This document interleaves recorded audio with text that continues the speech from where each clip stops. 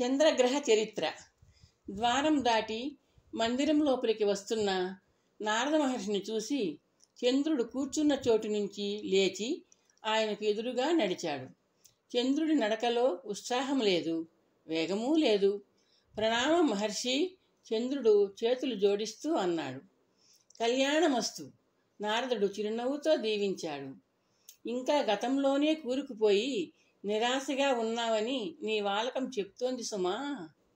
చంద్రుడు బరువుగా నిట్టూర్చాడు. మీకు నిజం చెప్పాలి, గతం గుండెను పెరుకుతూనే ఉంది. నారదుడు చిరునవ్వు నవ్వాడు. గురుపత్నితోటి అక్రమబంధం గుండెను పెరుగుతూనే ఉంటుంది చంద్ర. తార ఈ మందిరంలోంచి వెళ్ళిపోయింది. నీ హృదయ మందిరంలోంచి ఆమె జ్ఞాపకాలు కూడా వెళ్ళిపోవాలి. చంద్రుడు విరక్తిగా నవ్వాడు. అది అంత సులభం కాదు నారాయణ, చాలా సులభం అని తార నిరూపించిందిగా. నారదుడు నవ్వుతూ అన్నాడు కూర్చుంటూ. చంద్రుడు ప్రశ్నార్థకంగా చూశాడు. అవును చంద్ర, తార గతాన్ని పూర్తిగా మర్చిపోయింది. పతిదేవుడి పాదసేవలో పరవశిస్తోంది. చంద్రుడు దయనీయంగా చూశాడు. తన గృహిణీ ధర్మాన్ని ఆమె పునరంకితమవడానికి కారణం ఏమిటో తెలుసా? నారదుడు చిరునవ్వుతో అన్నాడు. ఆమెకి అక్కడ లభించిన తోడు, భర్త సాహచర్యం. చంద్రుడి కళ్ళల్లో ఏదో అర్థం కాని ఆవేదన కదలాడుతోంది. నారదుడు మళ్ళీ తనే అన్నాడు. ఎందుకు చెప్తున్నానంటే, కాంతలేని ఏకాంతం నీలాంటి సరసుడికి నిత్య శిక్షే. నీకు ఇక్కడ ఒక ఆడతోడు ఉందనుకో, ఎలా ఉండేవాడివి? ఒకసారి ఆలోచించు. బృహస్పతి తన అనురాగంతో, ఆదరణతో తార అంతరంగం మీద వాలి ఉండే నీ నీడను తరిమివేసినట్టే నీ ఆడతోడు ఇంకా తొందరగా నీ గుండెను కప్పివేసిన తార నీడను వెళ్ళగొట్టి ఉండేది. నిజమేనేమో అన్నట్టు చంద్రుడు తలను బలహీనంగా ఆడించాడు. ఎందుకు చెప్తున్నానంటే, వివాహం చేసుకోవాలి నువ్వు. వివాహం విరహనాశిని సుమా. నారదుడు నవ్వాడు. చంద్రుడు కూర్చున్న చోటు నుంచి లేచి నారదుడి వైపు వీపు తిప్పి గోడవైపు నెమ్మదిగా అడుగులేశాడు. కన్యను ఎవరిస్తారంటూ నువ్వు ఆందోళన చెందాల్సిన అవసరం లేదు. నువ్వు చూడచక్కని వాడివి. గురుపత్ని వెంటబడిందంటే ఆ చంద్రుడు ఎంత అందగాడో అని అందరూ అనుకుంటున్నారు. దక్ష ప్రజాపతి తెలుసు కదా. ఆ దక్ష దంపతులకు అంతఃపురం నిండా ఆడపిల్లలే. ప్రస్తుతానికి ఒక 27 చక్కని చుక్కలు వివాహానికి సర్వసిద్ధంగా ఉన్నారు. ఈ నారదుడు ప్రతిపాదిస్తే ఆ దక్షుడు కాదనడు. తన వైపు తిరిగిన చంద్రుణ్ణి చూస్తూ ఆపేశాడు నారదుడు. చంద్రుడి ముఖం మీద ఏదో కొత్త ఉత్సాహం కదలాడసాగింది. నారదుడు చిరునవ్వు నవ్వాడు. నీ అభిప్రాయం చెప్పు చంద్ర. దక్ష ప్రజాపతి దంపతులను మెల్లగా ముందుగా నా తల్లిదండ్రుల అనుమతి తీసుకోవడం మంచిదనిపిస్తోంది. చంద్రుడు అడ్డు వస్తూ అన్నాడు. ఆ పని చేయాల్సింది నారదుడు కాదు, దక్షుడు. మనము అనుమానించాల్సిన అవసరం లేదు. దక్షుడు కార్యదక్షుడు కూడా. చంద్రుడు మొదటిసారిగా చిరునవ్వు నవ్వాడు. నారదుడు అతని కళ్ళలోకి సూటిగా తదేకంగా చూశాడు. నీకు ఒక చిన్న నీతి బోధిస్తాను. తార మునుపటి తార కాదు, మానసికంగా పునర్జన్మని ఎత్తింది. బృహస్పతికి ధర్మపత్నిగా మారిపోయింది. తార ఇప్పుడు పరదారల గురించి పగటి కలలు కనకూడదు సుమా. దక్ష ప్రజాపతి నారదుడి ప్రతిపాదనను లోపలే పరిశీలిస్తూ ఉండిపోయాడు. ఆత్రేయుడు గురుతల్పగతుడే అపఖ్యాతిని మూట కట్టుకున్నాడుగా నారదా? ప్రశ్నించాడు దక్షుడు.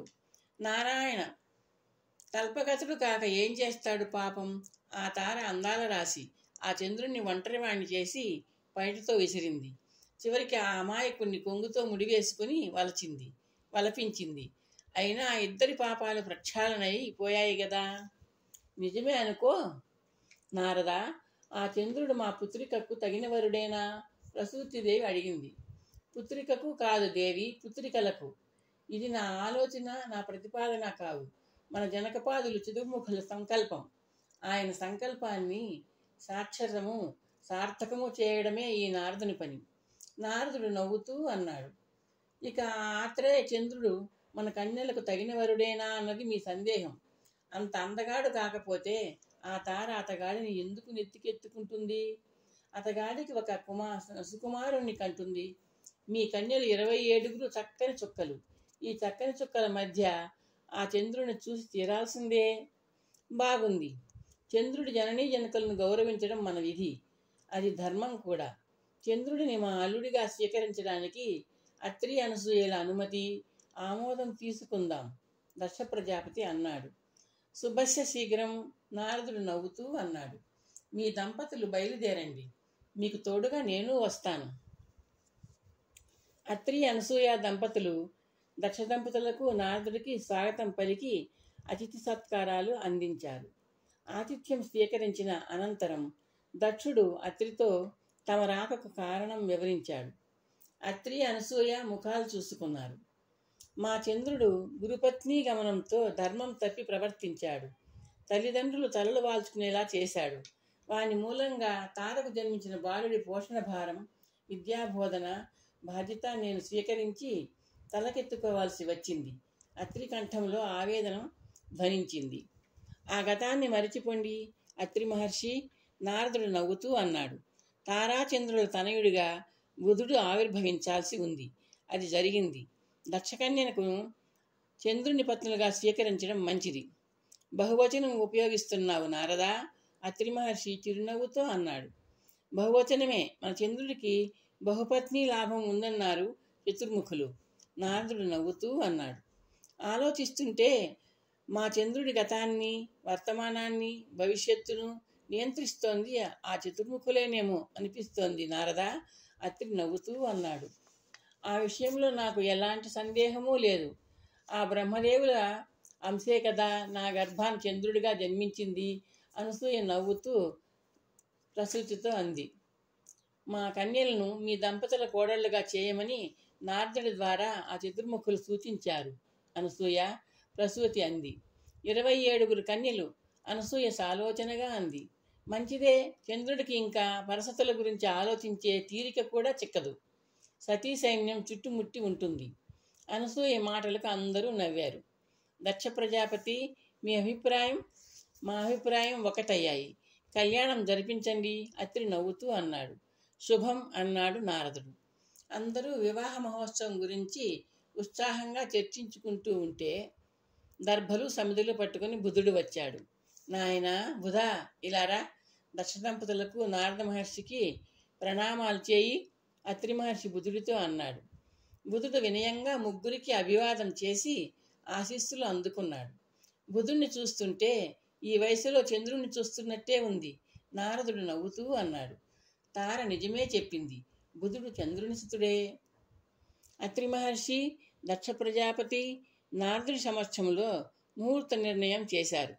దక్షపుత్రికలు అశ్వని, భరణి, కృత్తిక, రోహిణి, మృగశిర, ఆర్ద్ర, పునర్వసు, పుష్యమి, ఆశ్లేష, మఖ, పూర్వ ఫల్గుని, ఉత్తర ఫల్గుని, హస్త, చిత్త, స్వాతి, విశాఖ, అనురాధ, జ్యేష్ఠ, మూల, పూర్వాషాఢ, ఉత్తరాషాఢ, శ్రవణం, ధనిష్ట, శతభిషం, పూర్వాభాద్ర, ఉత్తరాభాద్ర, రేవతి ఆ శుభముహూర్తాన చంద్రుడి పత్నులయ్యారు. తల్లి ప్రసూతీదేవి పనుపున 27 వధువులు వెలుగుతున్న జ్యోతులున్న బంగారు పళ్ళేలు పట్టుకుని తమ వరుని చుట్టూ వలయాకారంగా నిలబడి హారతి ఇస్తున్నారు. ఆ జ్యోతుల కాంతిలో చంద్రుడు వెలిగిపోతున్నాడు, అందరికీ కన్నుల పండుగ చేస్తూ. చూశారా, చక్కని చుక్కలలో చక్కని చంద్రుడు, నారదుడు నవ్వుతూ దక్ష దంపతులతో అన్నాడు. చంద్రుడు చిరునవ్వులు చిందిస్తూ తన భార్యా బృందాన్ని ఒకరితో అనంతరం ఒకరిని చూస్తూ నెమ్మదిగా గుండ్రంగా తిరుగుతున్నాడు. దీపకళికల కాంతులు ప్రతిఫలిస్తూ తలతలలాడుతున్న అతని కళ్ళు ఒక్కసారి మెరిశాయి. గుండ్రంగా తిరుగుతున్న చంద్రుడు ఆగిపోయాడు. మెరుస్తున్న అతని కళ్ళు ఎదురుగా ఉన్న ఒక వధువు మీద తాపడం అయిపోయాయి. ఆ నవవధువు పేరు తనకు తెలుసు. అయస్కాంతంలా తనను లాగుతున్న ఒక నవవధువు పేరు రోహిణి.